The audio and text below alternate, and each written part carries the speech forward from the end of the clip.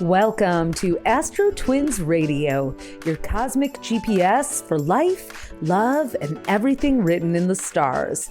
We're Tali and Ophira Edut, the Astrotwins, here to decode the astrology of the moment and help you navigate your destiny like a pro.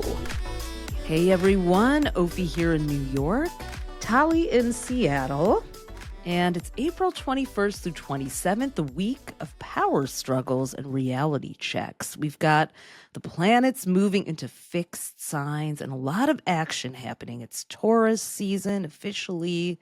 Mars has finally left the watery, debilitated position in Cancer and has its firepower back in Leo. We've got a Sun-Pluto square, which is a bit challenging and intense, and Mars and Pluto opposite each other, finally capped off with a Taurus supermoon. So there's a lot And don't going forget, on. Venus and Saturn are also hooking up this week. So Yeah. lot of push-pull. But, we're back from Detroit. I've got my Detroit-ish sweatshirt. We were there last week in our hometown, and it was really great to soak up the spirit of the city. I feel like Detroit really represents a lot of what we've been talking about this year, about that need to just go inward and build that creative force. Detroit's a very spiritual city. It's also a very hardworking, fearless, regenerative city.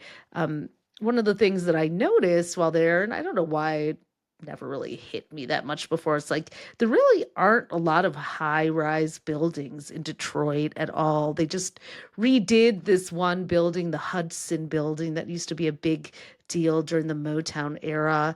And I didn't realize it was actually the tallest building, even taller than the Renaissance Center, which is one we used to go up and down in a glass elevator as kids. But, there's so many places. Detroit is definitely getting gentrified in many ways, but there are a lot of places where they'll just come in and destroy the architecture. And Detroit used to be known as the Paris of the Midwest. It has beautiful buildings, and people are refurbishing them. People are going in and bringing them back and restoring buildings to their former glory. And instead of just, barreling in with something new. And that's a lot of what we've been talking about as the energy of 2025, the year of the divine pendulum. It's like the real work that we're being forced to do is starting from the inside. It's an inside job first, because there's Very a lot Pluto of and things. Aquarius too, like regenerating neighborhoods and communities rather than just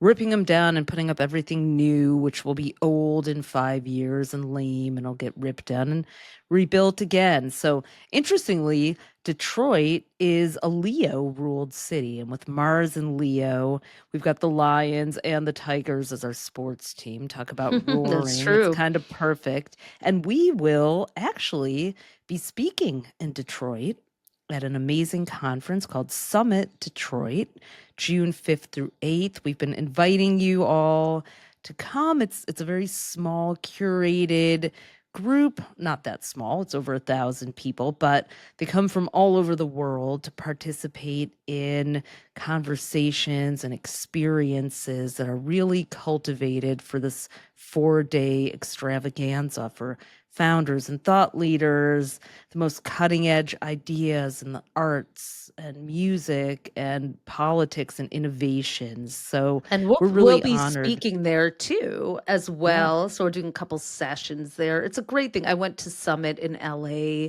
in 2018, and they took over a part of the city, and you really got to go around. One of the places that I know that we're going to be going to during Summit is one that we visited with our mom on this trip, the Detroit train station. Michigan The Central, Michigan, it's been yeah, called now, yeah. we used to call it the Detroit train station, because we would sneak in there when we were in art school and take these amazing photos, because it was this beautiful old building that was, abandoned, and it was dilapidated, but now it's been, you know, refurbished, refreshed. It feels really cool in there. I know there's like a whole dinner happening. So this chance to restore yourself in the presence of people. If you're someone who are also thought leaders and innovators, so if you're someone who wants to invest in that for yourself, we'll drop it in the show notes. But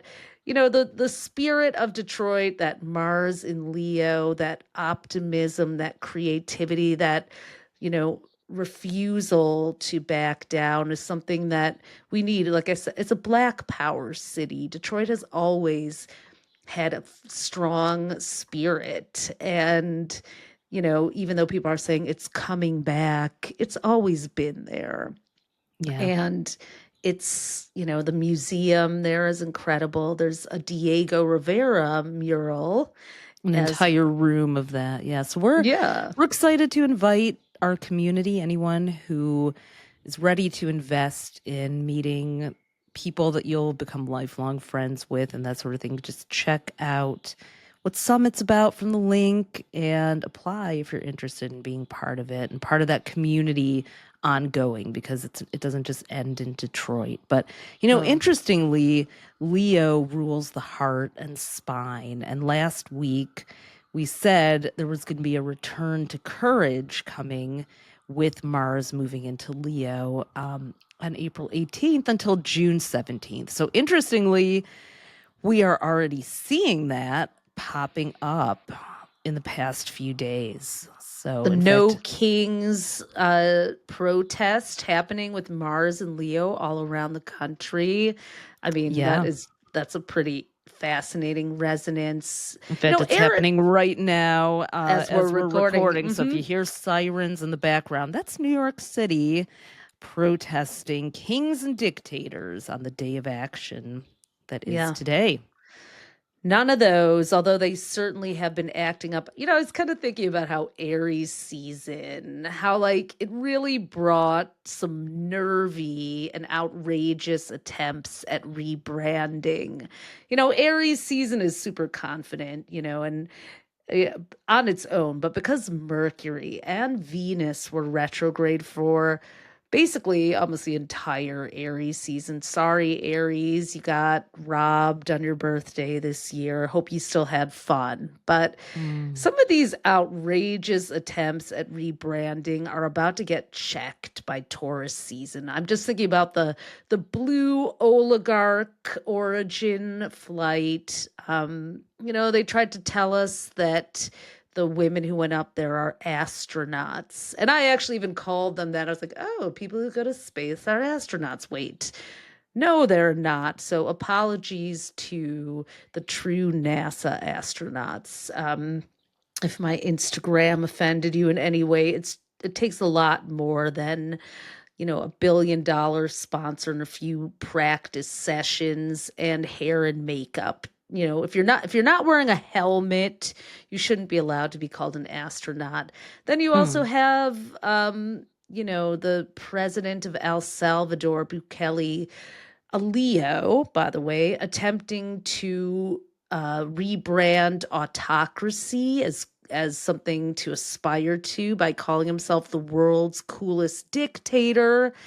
Oh my And God. perhaps I don't know if what the most egregious one. Maybe RFK wins the award there for saying he's going to find a cure for autism by September, and basically completely offending the world by calling autism a disease and saying that it destroys families and people with autism can't earn a paycheck, go on dates. I mean, there have been some great clapbacks from the autistic community, amazing people accomplishing incredible things. And I think he needs to sit down and listen to the telepathy tapes, because they're probably like roasting his ass on the hill right now.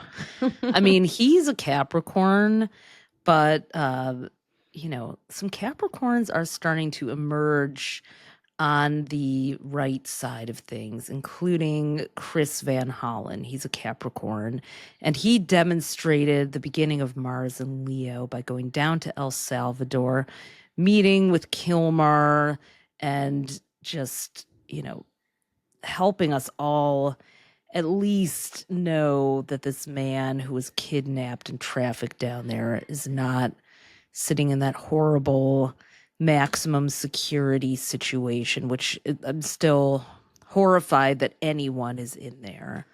Well, we are But getting, yeah, I mean, it's such, we're calling it the week of power struggles and reality checks for these reasons. Like the receipts are coming, but that doesn't mean that people are going to abide by them. We have the sun mhm. squaring Pluto, which the sun is all about ego. Pluto is this basically, gangster mob boss. And it's also opposing Mars for the third time since December, um, or was I it mean, the November? sun, Pluto, and Yeah. Mars are like autocrats and dictators at their worst. Those are the most some of the and Saturn, are four of the most bullying planets or luminaries out there that I can think of. So, the fact that they are making contact, and not easy contact, but squares and oppositions with each other, is not saying to lean back and relax this week to me.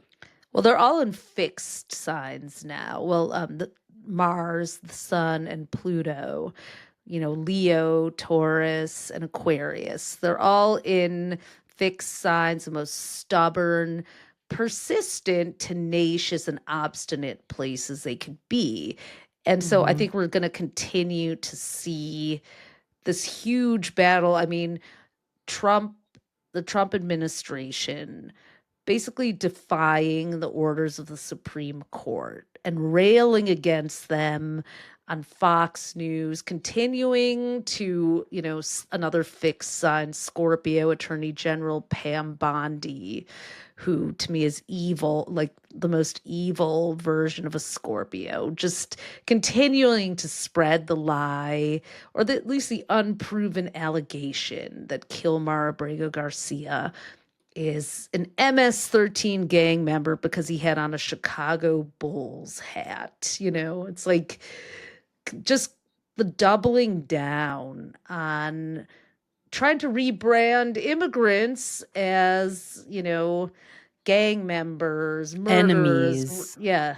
The Alien Enemies Act that they're trying to invoke was actually, wasn't it? Didn't it come to, wasn't it Yeah, it was passed? passed in 1798, which was the very end, the year that ended Pluto's last trip through Aquarius, where it is again now, and started Pluto in Pisces. I think Pluto had just entered Pisces when it passed. I'll have to check on that, so don't take my word, but it was very close to the end of its stay in Aquarius at the least, and we are in that phase again. So, I mean, on a personal note, what does this energy mean for you in your personal life? Because more and more people are saying they're feeling a dichotomy between what's going on in their lives and the horror show they're seeing on their news feeds and in the world. So, um, in a way, that's not the worst news, because it's showing that people still are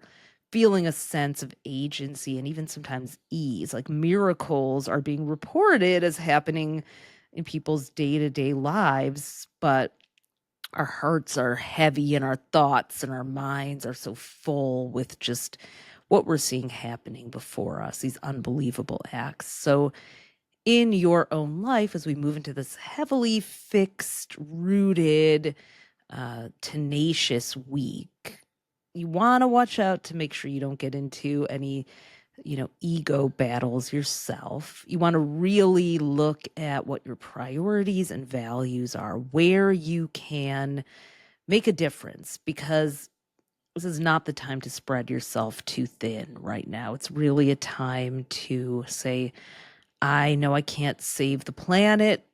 Where can I make the most impact? What do I have to say no to in order to say yes to something that's going to help me, help the people I love, help my community, help the world? What do I need right now? So, if you're finding yourself in your own life being pushed around or having a hard time saying no to people, or feeling some lingering guilt from planets that had moved through Pisces and Cancer for a good part of this year, the water sign effect of guilt and helplessness. One thing that really, kind of irked a lot of people, to say the least, was, interviews with politicians who weren't trying to dismantle democracy. And all they kind of had were thoughts and prayers, kind of like they had lots of smart commentary on what was happening, But not a new but vision.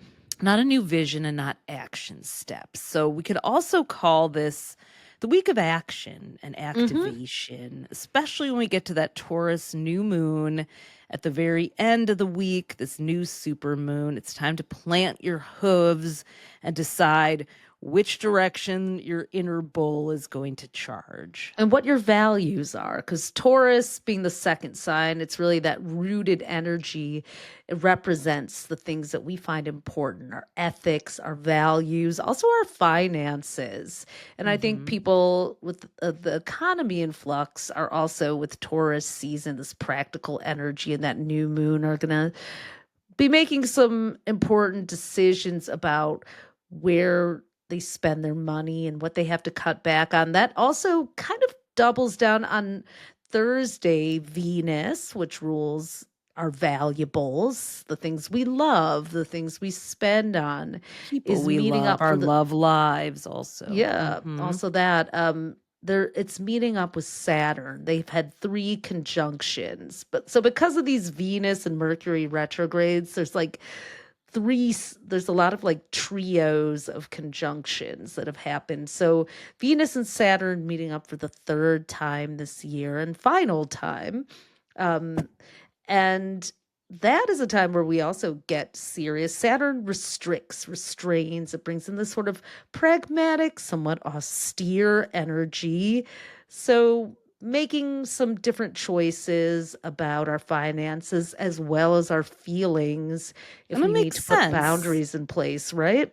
Yeah, it makes sense Yeah. because, we just recently finished Venus retrograde, which was from March 1st to April 12th, which was a real period of reevaluation of relationships for a lot of people. And now with, Venus and Saturn coming together, it's like, what did you learn? What did you think about? What matters? Like when they say love is not enough, well, that you're going to maybe understand the meaning of that phrase. Like, what makes something enough? Does a person need to be responsible with money? Do they need to uh, have a certain level of maturity and self awareness for you? Like, does sure, they might be hot or they might adore you or they might you know cater to your every whim, but this is about playing the long game too. Saturn is like, all right, hormones down, down boys, down girls, because we have got to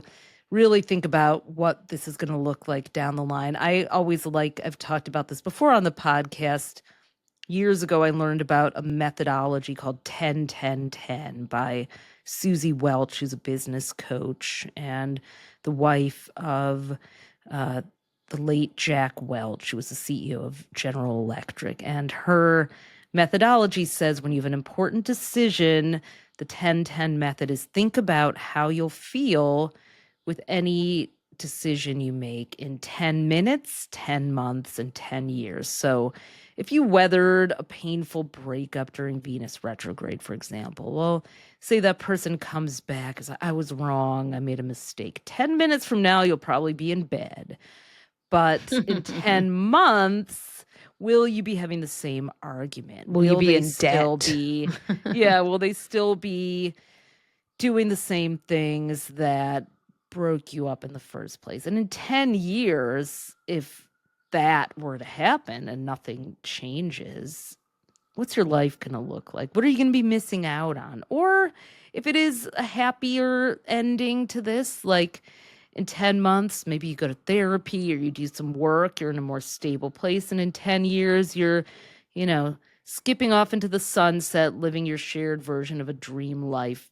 You can't go wrong by trying that exercise, especially this week. And having, these squares and oppositions, they're tense and they're challenging and they're uncomfortable, but they're also an opportunity to do the hard things, to have the conversations that are not. Yeah, I was just thinking that they're going to really push some of the things that have been buried into the Mhm. open. This is another, the receipts and reality checks are not necessarily a Yeah, bad thing. because they're Mars and there anyway. Yeah. yeah, Mars Mhm. Pluto opposition. Pluto is all the things that are buried, and Mars is like that inner fight, that inner not the inner fight, actually, your outer Mars combative is nature. courage. Yeah. Yeah. It's saying it. It's being direct. It's being assertive. It's self-advocacy on a positive note. Mars, again, like we said, was in detriment or debilitated, as astrologers call it, in Cancer. It was in Cancer since January 6th, and it was an extra long trip because it was retrograde until February 23rd. So it was like we were self-attacking, not self-advocating, especially as a Until country. last Friday, April Until, yeah, 18th, it moved into Leo. Yeah. yeah. I mean, the United States is a Cancer. So, so Mm, is Elon Musk. So is Howard Lutnick, Peter Navarro. The Lutnick and Navarro are two big tariff orchestrators and advocates, for example. Like, let's talk about even those tariffs with Taurus season and these fixed right. signs. I think that that's going to make, quick Mars work Pluto of some of face off those. too.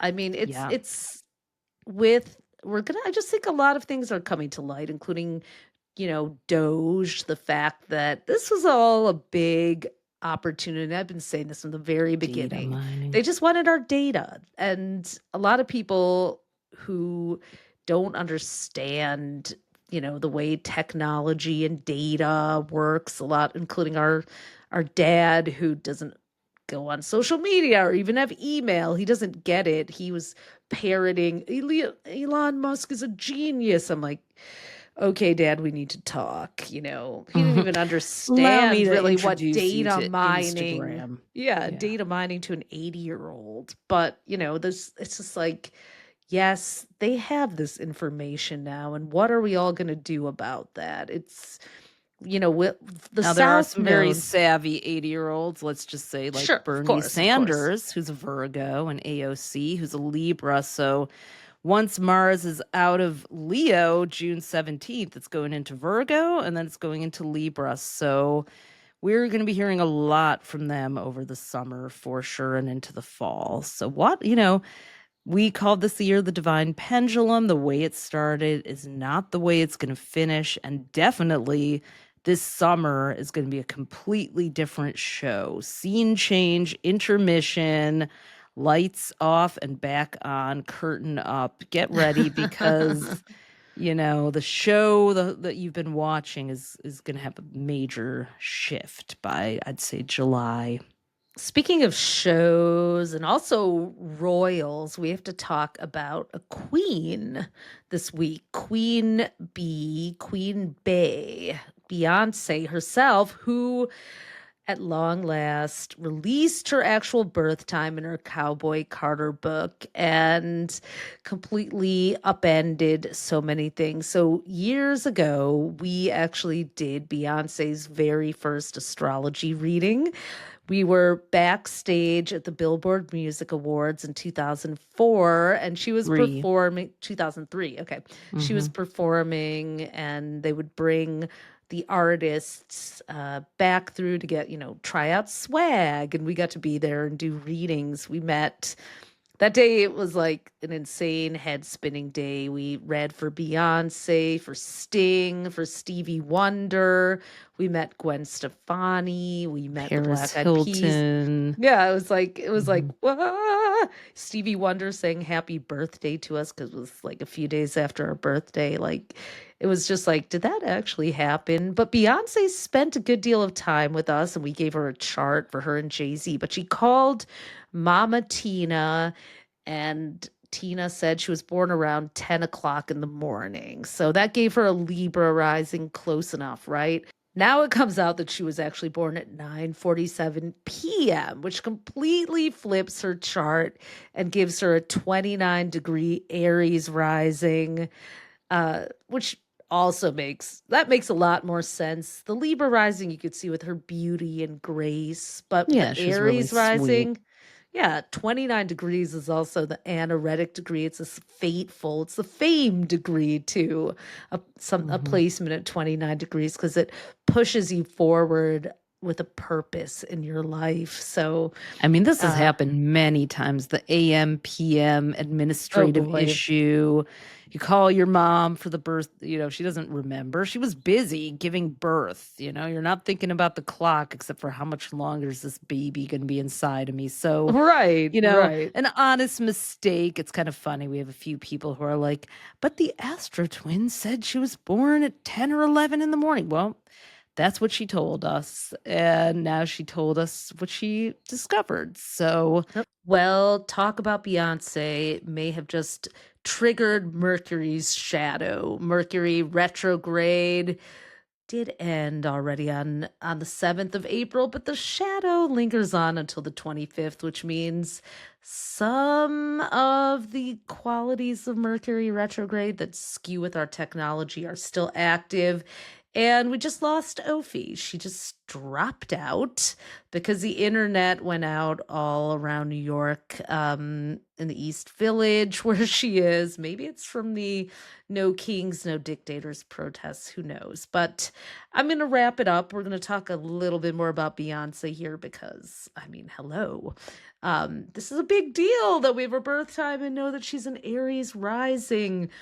And we are definitely confirmed that she is a Scorpio moon. That's something we've always loved sharing with her. Her moon is at 26 degrees Scorpio, and it's exactly conjunct Uranus in her chart, which is the disruptor, the chaos maker, the planet of community too. So having that close to her Scorpio moon is interesting because Scorpio moons tend to be more secretive and private and keep some of those details close to their vest, those drunken love details. But she's definitely got a little bit of that Uranian daredevil energy around what she shows, what she hides, the way she turns and processes some of those Scorpio moon deep feelings and secrets and turns them into art.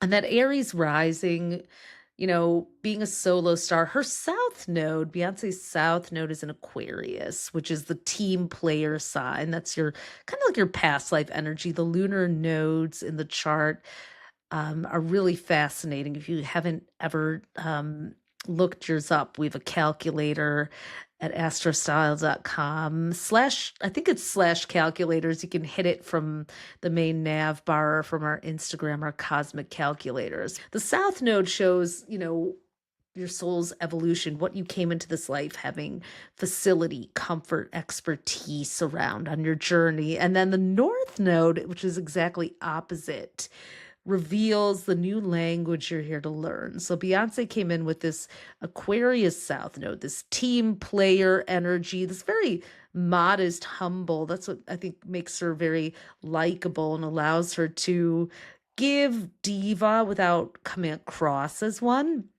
And her North Node being in Leo, though, pushed her away from the comfort of the Destiny Child supergroup into this Leo North Node superstardom as a solo artist. And then having that Aries rising as well, that would absolutely give her that mega star confidence that she has on stage. The 29 degree is interesting. I was talking about that.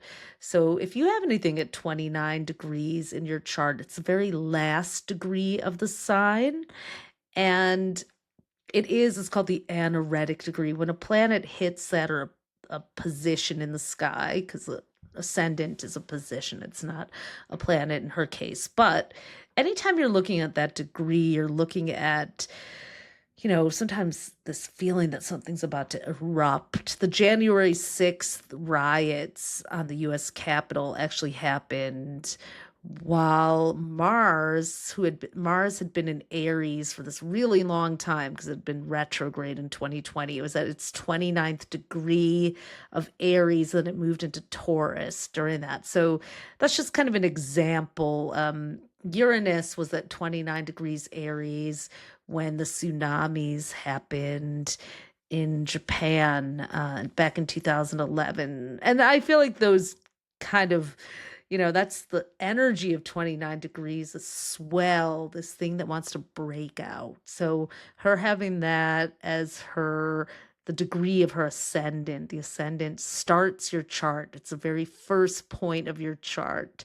So her chart begins at the very last degree of the first sign of Aries. And, I think she plays with contrasts really well. She goes from good, sweet, nurturing queen mom to this badass Sasha Fierce, to a cowboy, the next minute. I really do hope she adds more Cowboy Carter dates because I love that album. Please come to Seattle, Beyonce, please come. Anyways, that's this week. Kings, queens, no queens. We have oligarchs versus the people. I just think the tension of that Mars-Pluto opposition, the third one we've had since Mars moved into Leo last year, and the final one, it's another one of those three-peats going on because of the interplanet retrograde cycles, is really hopefully going to bring some of this egregious overreach and put it in check. Will the real Supreme Court please stand up? Because we are built here in this American experiment on having a multi-branch government so that there are checks and balances. And with Pluto and Aquarius, we talk about it every week. Pluto on this long 20-year cycle through Aquarius, the sign that rules democracy. It's going to try to drag it down. It's going to try to find its weak spots. But the phoenix does always tend to rise from the ashes during a Pluto transit. When Pluto moved into Capricorn in 2008, we had a mortgage crisis, a recession. When it left Capricorn in 2024, housing prices were unaffordable and still are. Mortgage interest rates are so high, nobody's selling, there's a shortage. And before this ridiculous tariff thing, although interest rates were high, the economy was strong. Let's hope that that also gets resolved by these fixed squares and fixed planets and Taurus season coming in to balance a budget for us all. We will be watching. And again, if you feel like you are interested in having a little extra support for yourself, we are offering private readings. We're filled up for May, and June is filling up. April's full. So we just added 4 extra slots in May so that we can accommodate as many people as possible. This is a time we don't always offer readings, but we are right now because this is a time where we are going through special circumstances, and there's no better way to figure out how to greet them, at least in our opinion, than by working with the energies of your cosmic blueprint in your chart. And again, we hope that you, if you're somebody who is into thought leadership, if you're a founder, if you're an innovator, if you want to find people who want to recraft the future, that you will check out Summit Detroit. I'll drop the show notes. I'll drop the links in the show notes for both readings and Summit. We will be there and excited to show whoever comes around our hometown of Detroit. It's an amazing city. And we'll be back next week with more Astrotwins Radio. Till then, everyone. Thanks for tuning in to Astrotwins Radio. If today's episode gave you an aha moment, we'd be over the moon if you left us a 5-star review. It helps fellow astrology lovers find us. And make sure to hit subscribe and follow us on iTunes and Spotify so you never miss an episode. Want the full visual experience? You can also watch the video version on our YouTube at Astrotwins-TV. Be sure to follow us on Instagram at Astrotwins and head over to astrostyle.com to read your free daily, weekly, and monthly horoscope that we write for you with love. Until next time, move with intention and let the universe meet you there.